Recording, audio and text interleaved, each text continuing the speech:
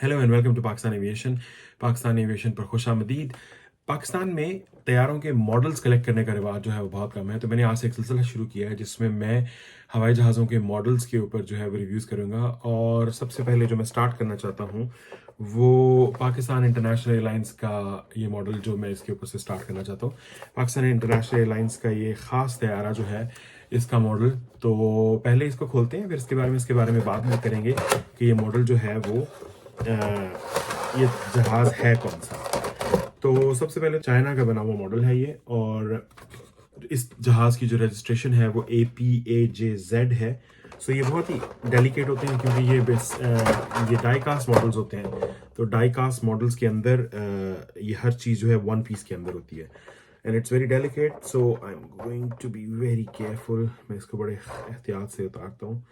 Hair is the model. अब देखें कितनी इंट्रिकेट डिटेल्स हैं इसके अंदर, जिनमें इस जहाज़ को जिसके ज़रिए इसको बनाया गया है।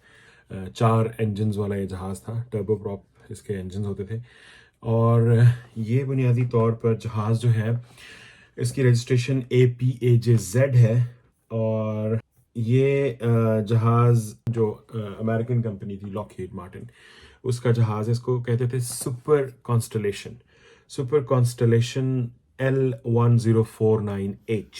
इस जहाज़ की जो हिस्ट्री है वो बड़ी इंटरेस्टिंग है, लेकिन पाकिस्तान में ये जहाज़ मार्च 1958 में रजिस्टर हुआ था।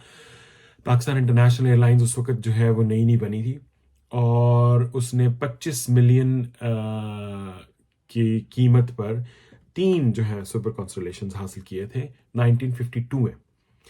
1 अक्टूबर 1953 को PIA जो है वो ओरिएंट एयरवेज के साथ मर्ज करके क्रिएट की गई थी। तो उसकी जो जहाज़, ये वाले जहाज़ जो थे ये बेसिकली PIA को डिलीवर हुए। इस जहाज़ की मदद से PIA ने लंदन की जो फ़्लाइट्स हैं वो स्टार्ट की थी। लंदन की फ़्लाइट्स उस वक्त 3 स्टॉप्स करके जाया करती थी। एक जो है वो काहिरा में होता था स्टॉप, दूसरा जो है वो रोम में होता था और फिर उसके बाद लंदन के एयरपोर्ट पे जाया करती थी। और इसकी वजह ये थी कि जहाज़ का इसका जो कैबिन है वो थोड़ा प्रेशराइज था और इसका इंटीरियर जो है वो काफ़ी बेहतर था पुराने जहाज़ों की निस्बत जो कि उससे पहले होते थे। ये PIA को नया 3 मार्च 1958 को हुआ था। फिर जब ये जहाज़ पाकिस्तान इंटरनेशनल एयरलाइंस ने उसके बाद जेट्स खरीद लिए और इनकी ज़रूरत नहीं रही, तो इस जहाज़ को इंडोनेशियन एयरफोर्स को 1969 में डोनेट कर दिया गया और वहाँ जाके इसकी रजिस्ट्रेशन थी वो T1049 थी।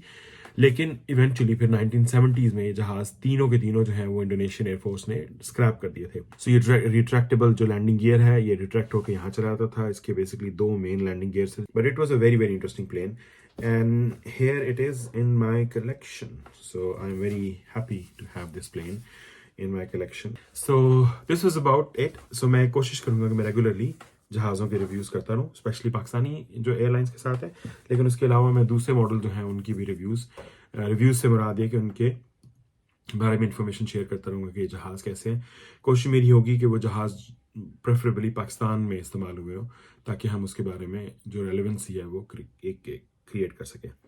Thank you for joining. Subscribe करना मत भूलिएगा और शेयर करना मत भूलिएगा।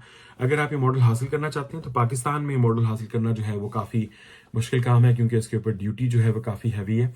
लेकिन अगर आपका कोई दोस्त या रिश्तेदार मुल्क से बाहर रहता है तो आप इनको वहाँ पे ऑर्डर करवा के फिर अपने घर पे डिलीवर करवा सकते हैं, यानी कि वो अपने साथ लेके आ सकता है, तो उस पर आपको ड्यूटी नहीं पे करनी पड़ेगी।